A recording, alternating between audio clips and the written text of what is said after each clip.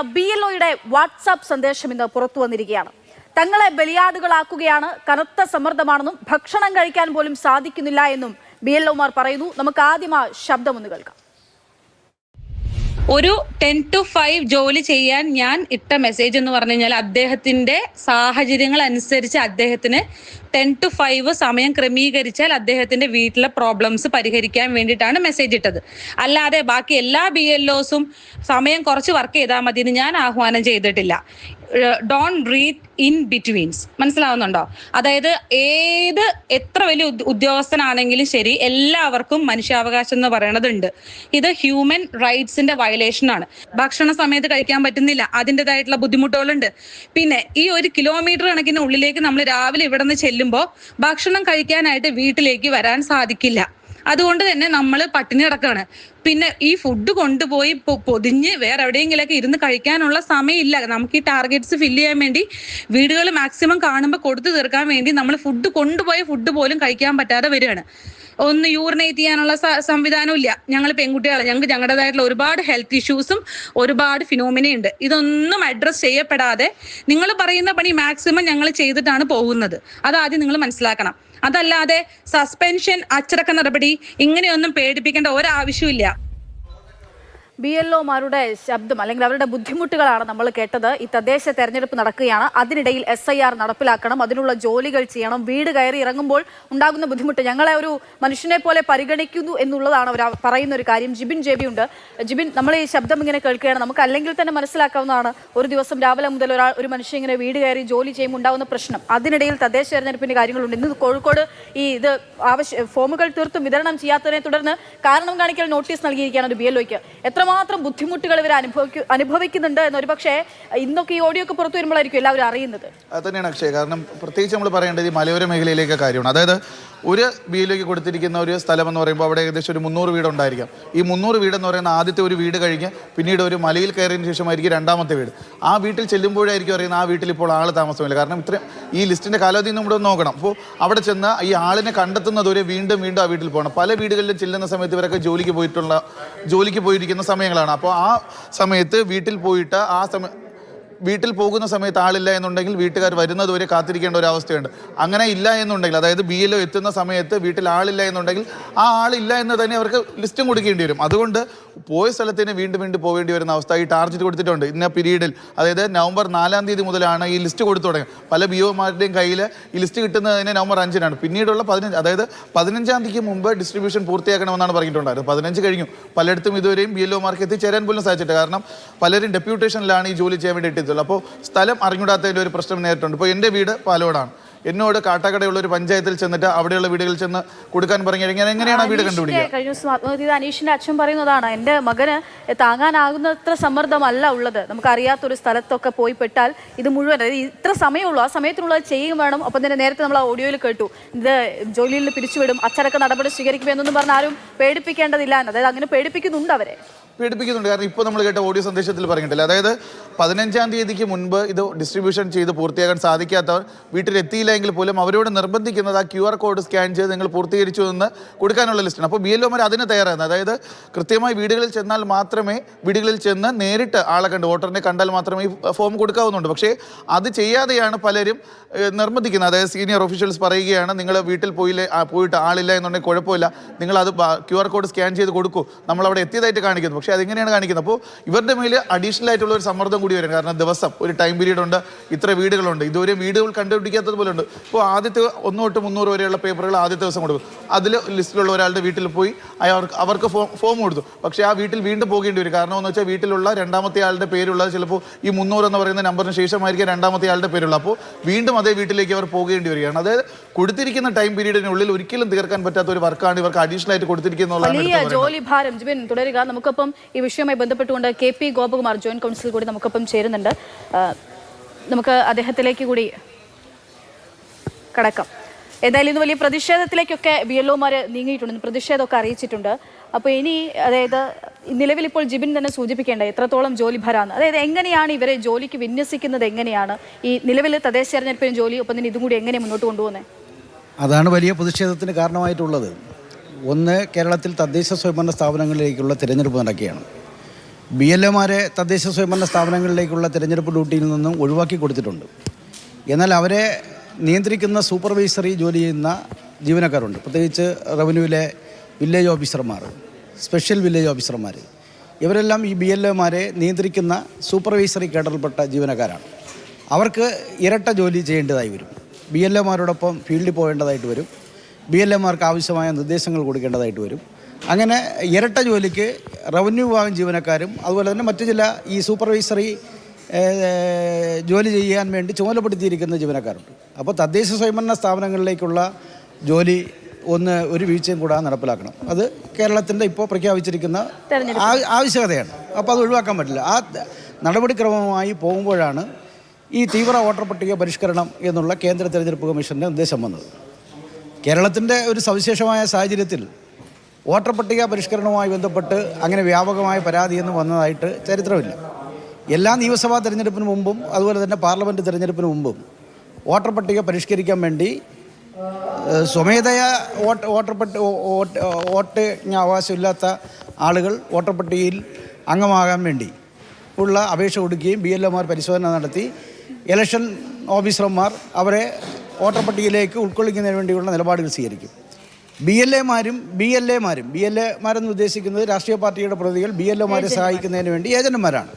അപ്പോൾ അവർ BLAമാരെ സഹായിച്ചുകൊണ്ട് മരണപ്പെട്ട വോട്ടർമാരെ, സ്ഥലത്തില്ലാത്ത വോട്ടർമാരെ ഒക്കെ ഒഴിവാക്കുന്നതിന് വേണ്ടിയുള്ള ശുപാർശ കൊടുക്കാറുണ്ട്. BLAമാരത് പരിശോധിച്ച് അങ്ങനെ ഒരു പരിഷ്കരണം കേരളത്തിൽ കൃത്യമായി നടന്നു വരുന്ന ഒരു സംവിധാനമാണ് വോട്ടർ പട്ടിക പരിഷ്കരണം. ഇപ്പൊ ഇത് വേണ്ട എന്നുള്ളതാണോ നിങ്ങളുടെ നിലപാട്? വേണ്ട എന്ന് പറഞ്ഞത് വോട്ടർ പട്ടിക പരിഷ്കരണം വേണ്ട എന്നുള്ള അഭിപ്രായം സർവീസ് സംഘടനകൾ എന്നുള്ള നിലയ്ക്ക് ഞങ്ങൾക്കില്ല. വോട്ടർ പട്ടിക പരിഷ്കരണം ആവശ്യമാണെങ്കിൽ വോട്ടർ പട്ടിക പരിഷ്കരണം നടപ്പിലാകുന്ന കുഴപ്പമില്ല. പക്ഷേ സമയബന്ധിതമായി ഇത് ഒരു മനുഷ്യന് കൊണ്ട് ചെയ്തു തീർക്കാൻ കഴിയാത്ത ജോലിഭാരം അടിച്ചേൽപ്പിച്ച് ഒരു ടൈം ഫിക്സ് ചെയ്ത് അതിനുള്ളിൽ എത്രമാത്രം ഒരു ബിലോയ്ക്ക് മുകളിൽ വരുന്ന ജോലി ഭാരം എത്രയാണ് സാധാരണഗതിയിൽ ഒരു തെരഞ്ഞെടുപ്പ് വരുമ്പോൾ അയാൾ ചെയ്യേണ്ടതും ഇതുകൂടി വരുമ്പോൾ എങ്ങനെ അതൊന്നും പറയാൻ പറ്റും? ഇതിപ്പോൾ BLAമാരുടെ പ്രശ്നം ഞാൻ പറഞ്ഞുതരാം. ഇന്നിപ്പോൾ ഒരു BLA ആത്മഹത്യ ചെയ്തു. ആത്മഹത്യ ചെയ്തപ്പോൾ അയാൾ മാനസിക സംഘർഷമുണ്ട്. അയാൾ ജില്ലാ ഇലക്ടർ ഓഫീസർ എന്നുള്ള നിലയ്ക്ക് കണ്ണൂർ കളക്ടർക്ക് അയാളെ BLO ജോലിയിൽ നിന്ന് ഒഴിവാക്കണം എന്ന് അയാൾ 3 പ്രാവശ്യം അപേക്ഷ കൊടുത്തിട്ടുണ്ടെന്നാണ് അയാൾ പറയുന്നത്. അയാളെ കൊണ്ട് കഴിയാത്തതുകൊണ്ടായിരിക്കാം. അപ്പോൾ അങ്ങനെ ഒഴിവാക്കണമെങ്കിൽ അങ്ങനെ അസൗകര്യമുള്ള ജീവനക്കാർക്ക് പകരമായ ആളുകളെ നിയോഗിച്ചുകൊണ്ട് പല ആളുകളെ ഒഴിവാക്കി കൊടുത്തിട്ടുണ്ട്. അസുഖബാധിതരായിട്ടുള്ള ആളുകൾ അല്ലെങ്കിൽ ആ പ്രദേശവുമായി ബന്ധമില്ലാത്ത ആളുകൾ അവർ പറയുന്ന കാര്യം പരിശോധിച്ച് കൃത്യമാണെന്ന് കണ്ട് ധാരാളം പേര് ഒഴിവാക്കി കൊടുത്തിട്ടുണ്ട് പല ജില്ലകളിലും. ഇയാൾ 3 പ്രാവശ്യം അപേക്ഷ കൊടുത്തു. അത് പരിഗണിക്കപ്പെട്ടിട്ടില്ല എന്നുള്ളത് ആണ് ഇപ്പോൾ മനസ്സിലാക്കുന്നത്. അപ്പോൾ അയാൾ പരിഗണിക്കപ്പെട്ടിട്ടില്ല എന്ന് പറയുമ്പോൾ അയാൾക്ക് ആ ജോലി ചെയ്യാൻ കഴിയാത്ത മാനസിക സംഘർഷമുണ്ട്. അനീഷ് ജോർജ് ആത്മഹത്യ ചെയ്തു. പക്ഷേ ആത്മഹത്യയുടെ വക്കിലെത്തി നിൽക്കുന്ന BLAമാർ, പിന്നെ സൂപ്പർവൈസറി കേഡറിൽ നിൽക്കുന്ന റവന്യൂ ജീവനക്കാരടക്കമുള്ള ജീവനക്കാർ നിരവധി പേരുണ്ട്. സർവീസ് സംഘടന എന്നുള്ള നിലയ്ക്ക് ഞങ്ങൾക്ക് ലഭ്യമാകുന്ന ഞങ്ങളോട് പറയുന്ന പരാതി, പ്രത്യേകിച്ച് വനിതകളടക്കമുള്ള ജീവനക്കാർ അവരുടെ സ്വന്തം നാട്ടിലുള്ള കഴിഞ്ഞ തവണയെല്ലാം വോട്ടർ പട്ടിക പരിഷ്കരണത്തിന് വേണ്ടി BLAമാരെ തീരുമാനിക്കുമ്പോൾ അംഗൻവാടി ടീച്ചർമാരെ അതിനകത്ത് ഉൾക്കൊള്ളിക്കുമായിരുന്നു. അപ്പോൾ ഒരു അംഗൻവാടി ടീച്ചറെ അവർ ജോലി ചെയ്യുന്ന അല്ലെങ്കിൽ അവർ താമസിക്കുന്ന വാർഡിനകത്ത് ചുമതലപ്പെടുത്തിയാൽ എല്ലാ വീട്ടുകാരുമായിട്ട് അവർക്കൊരു ബന്ധം കാണും. കൃത്യമായി ആ പരിഷ്കരണം നടന്നു വന്നതാണ്. ആശാ വർക്കർമാരെ ചുമതല കൊടുത്തിരുന്നു. അവരും കൃത്യമായി ഈ പരിഷ്കരണത്തിൽ കുറച്ച് നല്ല ഇടപെടൽ നടത്തി ഒരു പരാതിയുമില്ലാതെ ഈ പരിഷ്കരണങ്ങളെല്ലാം നടന്നു വന്നതാണ്. ഇപ്പോൾ കേന്ദ്ര തെരഞ്ഞെടുപ്പ് കമ്മീഷൻ വന്നു ഇത്തരം ആളുകളെല്ലാം ഒഴിവാക്കണം. സർവീസിൽ നിന്നും വിരമിച്ച ആളുകളെ BLA ആയി തുടരാൻ നേരത്തെ അനുവാദം ഉണ്ടായിരുന്നു. ഇത്തവണ തീവ്ര വോട്ടർ പട്ടിക പരിഷ്കരണവുമായി ബന്ധപ്പെട്ട് ആശാപ്രവർത്തകർ, അംഗനവാടി വിരമിച്ച ആളുകൾ അവരെല്ലാം ഒഴിവാക്കി. ഇതിനൊക്കെ പകരം ഇപ്പോൾ ഉള്ള ആളുകൾ 25,000-ഓളം വരുന്ന BLAമാരുണ്ട്. അപ്പോൾ അവർ ചെയ്യുന്നത് സമയം കൊടുത്താൽ അവർക്ക് ചെയ്യാൻ പറ്റും. ഇപ്പോൾ ഒരാളിന് 2 ഫോമാണ് കൊടുക്കേണ്ടത്. ആ ഫോം ഇലക്ഷൻ കമ്മീഷൻ അവരുടെ ഫോട്ടോ അടിച്ച ഫോം 2 സെറ്റ് വീതം ഈ BLAമാരെ ഏൽപ്പിച്ചിട്ടുണ്ട്. കഴിഞ്ഞ ഈ 4 മുതൽ ഡിസംബർ 4 വരെ ഉള്ള കാലയളവിനുള്ളിൽ ഇത് അപേക്ഷ കൊടുത്ത് പൂരിപ്പിച്ച് തിരികെ വാങ്ങണം എന്നുള്ളതാണ് പറഞ്ഞിട്ടുള്ളത്. അങ്ങനെ ഈ സമയമൊന്നും തീരുമാനിച്ചത് തന്നെ ദുരൂഹമാണ്. ഈ തദ്ദേശ സ്വയംഭരണ സ്ഥാപനങ്ങളിലേക്ക് തിരഞ്ഞെടുപ്പ് നടക്കുമ്പോൾ അതിനിടയിൽ തന്നെ ഇത് പൂർത്തിയാക്കണമെന്ന് വാശി പിടിക്കുന്നതാണ് ഒരു പ്രധാനപ്പെട്ട വിഷയം. കളക്ടർ ഇന്നലെ അനീഷിന്റെ കാര്യമാണെങ്കിൽ തന്നെ പറഞ്ഞ അനീഷിന് സമ്മർദ്ദം ഉണ്ടായിരുന്നില്ല എന്നുള്ളതാണ്. അതാണ് ഞങ്ങൾക്ക് അതിനകത്തുള്ള ഒരു അഭിപ്രായ വ്യത്യാസം. അനീഷ് 3 തവണ പരാതി കൊടുത്ത അയാളെ മാറ്റുമെന്നുള്ളത് സംബന്ധിച്ച് അനീഷ് അടക്കമുള്ള BLAമാർ നേരിടുന്ന ഒരു വലിയ പ്രതിസന്ധി കഴിഞ്ഞ തവണ ഞങ്ങളിന്നിപ്പോൾ പത്രസമ്മേളനം നടത്തിയപ്പോൾ ചില വാട്സപ്പ് സന്ദേശങ്ങളൊക്കെ പുറത്തുവിട്ടു. അതിനകത്ത് പറഞ്ഞിരിക്കുന്നത് ഈ 15-ാം തീയതി, ഇപ്പോൾ കഴിഞ്ഞ ഇന്ന് 17-ആണ്, 15-ാം തീയതി കൊണ്ട് ഈ ഫോമെല്ലാം വീടുകളിൽ കൊടുത്തു എന്ന് BLMമാർ റിപ്പോർട്ട് ചെയ്യണം. അതാണ് അവരോട് പറഞ്ഞത്. അവർക്ക് ഫോം കിട്ടിയത് അവരോട് പറഞ്ഞത് 4-ാം തീയതി മുതൽ 9-ാം തീയതി വരെ നിങ്ങൾ വീടുകളിൽ ഫോം വിതരണം ചെയ്ത് എവിടെയെങ്കിലും കുറവുണ്ടെങ്കിൽ 15-ാം തീയതി കൊണ്ട് പൂർത്തിയാക്കണമെന്നാണ് പറഞ്ഞത്. അവർക്ക് ഫോം കൊടുത്തത് പൂർണ്ണമായി അവരുടെ കയ്യിൽ ഫോമുകൾ എത്തുന്നത് 9-ാം തീയതി എത്തിയിട്ടുള്ളൂ. ആദ്യത്തെ ദിവസം കൊടുത്തത് 1 മുതൽ 300 വരെയുള്ള സീരിയൽ നമ്പറുള്ള ഫോമുകളാണ് കൊടുത്തത്. അത് ആദ്യഘട്ടം കൊടുത്തു. അത് കിട്ടിയ ഉടനെ തന്നെ ഈ സമ്മർദ്ദം, വലിയ സമ്മർദ്ദമാണ്. ഓരോ ദിവസവും ഫോണിലൂടെ വിളിച്ച് നിർദ്ദേശം കൊടുക്കും. ഈ ഫോമുമായി 1-ാം ഘട്ടത്തിൽ അവർ വീടുകളിൽ കയറാൻ തീരുമാനിച്ചു. ഒരു വീട്ടിൽ പോകുമ്പോൾ നമുക്കറിയാം മിക്കവാറും വീടുകളിൽ ആളുകളാണ്. അപ്പോൾ അവരെ കണ്ട് ചിലപ്പോൾ BLAയുടെ ഫോൺ നമ്പർ അവിടെ എഴുതി കൊടുത്ത് അയൽവക്കത്ത് ആളുണ്ടെങ്കിൽ അവരോട് പറഞ്ഞ് തിരിച്ച് വിളിച്ച് അവരുള്ള സമയം നോക്കി വീണ്ടും കൊണ്ടുപോയി കൊടുത്ത്. ഇപ്പോൾ ആദ്യഘട്ടം എൻ്റെ വീട്ടിൽ തന്നെ ആദ്യഘട്ടം വന്നപ്പോൾ എൻ്റെ പേരുള്ള ഫോം കിട്ടി. എൻ്റെ ഭാര്യയുടെയും മകളുടെയും പേരുള്ള ഫോം ഇതുവരെയും കിട്ടിയിട്ടില്ല. അതാണ് നിങ്ങൾ എല്ലാവരും വീട്ടിലായിരിക്കും. കേരളം ഇരട്ടി ജോലി വരും. അപ്പോൾ 9-ാം തീയതിയാണ് ബാക്കി ഫോം BLMമാരുടെ കൈ കിട്ടിയിരിക്കുന്നത്. അപ്പോൾ ഇനിയുള്ള ദിവസങ്ങളിലേ അവർ കൊണ്ടുകൊടുക്കാൻ കഴിയുള്ളൂ.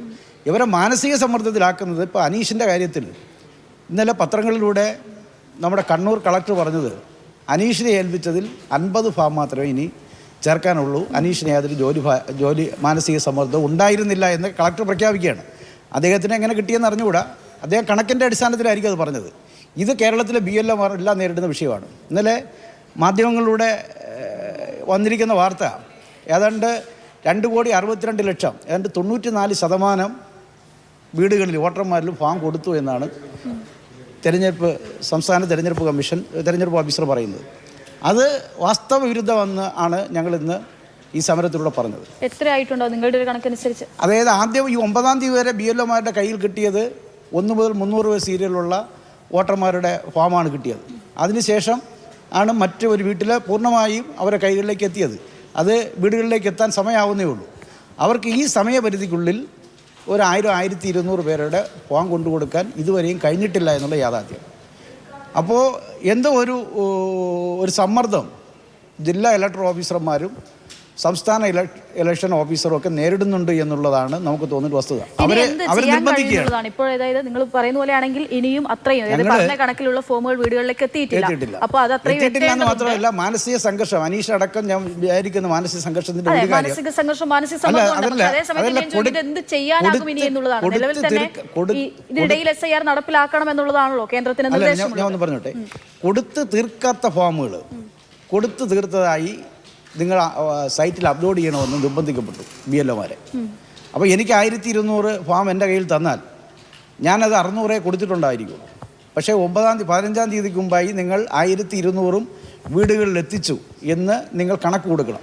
നമ്മുടെ കയ്യിൽ ഫോം ഉണ്ടല്ലോ, വീടുകളിൽ കൊടുത്തില്ലെങ്കിലും അതിൽ QR കോഡുണ്ട്. അത് സ്കാൻ ചെയ്ത് കൊടുത്തു എന്ന് വേണമെങ്കിൽ നമുക്ക് കള്ളം പറയാം. അങ്ങനെ ഒരു റിപ്പോർട്ട് കൊടുക്കാൻ BLMമാരെ നിർബന്ധിക്കപ്പെട്ടു. അതുകൊണ്ടാണ് സംസ്ഥാന ഇലക്ഷൻ ഓഫീസർ തെരഞ്ഞെടുപ്പ് കമ്മീഷന്റെ ഭാഗത്ത് നിന്ന് ഉണ്ടാക്കും സൈറ്റിൽ BLMമാരെ കൊണ്ട് കൊടുക്കാത്ത ഫോം കൊടുത്തു എന്ന് നിർബന്ധിപ്പിക്കപ്പെട്ടു. അപ്പോൾ ജില്ലയിലെ ഇലക്ടറൽ ഓഫീസർമാർ BLMമാരോട് പറയാണ്, നിങ്ങളെ കയ്യിൽ കിട്ടിയ ഫോം പൂർണ്ണമാക്കി നിങ്ങൾ വീടുകളിൽ എത്തിച്ചു എന്ന് പറയണം. അങ്ങനെ BLMമാർ നിർബന്ധിക്കപ്പെടുന്നു. അങ്ങനെ നിർബന്ധിക്കപ്പെട്ടതിൻ്റെ കണക്കായിരിക്കാം ഈ 2,68,00,000 കണക്ക്, 94% കണക്ക് ഇന്നലെ ഇലക്ഷൻ ഓഫീസർ പുറത്തുവിട്ടു ആത്മഹത്യക്ക് ശേഷം, അനീഷിൻ്റെ ആത്മഹത്യക്ക് ശേഷം. പക്ഷേ അത് സംഭവിച്ചിട്ടില്ല എന്നുള്ളത് മാധ്യമങ്ങൾ പരിശോധിച്ചാൽ അറിയും. ഏത് ബൂത്തിൽ ഏത് വീട്ടിൽ പോയി പരിശോധിച്ചാലും ഈ പൂർണ്ണമായും അവിടെയുള്ള വോട്ടർമാരുടെ ഫോമുകൾ വീടുകളിൽ എത്തിയിട്ടില്ല. ഞങ്ങളുടെ അനുഭവം കൊണ്ട് ഞങ്ങൾ പറയുകയാണ്, വീടുകളിൽ എത്തിയിട്ടില്ല.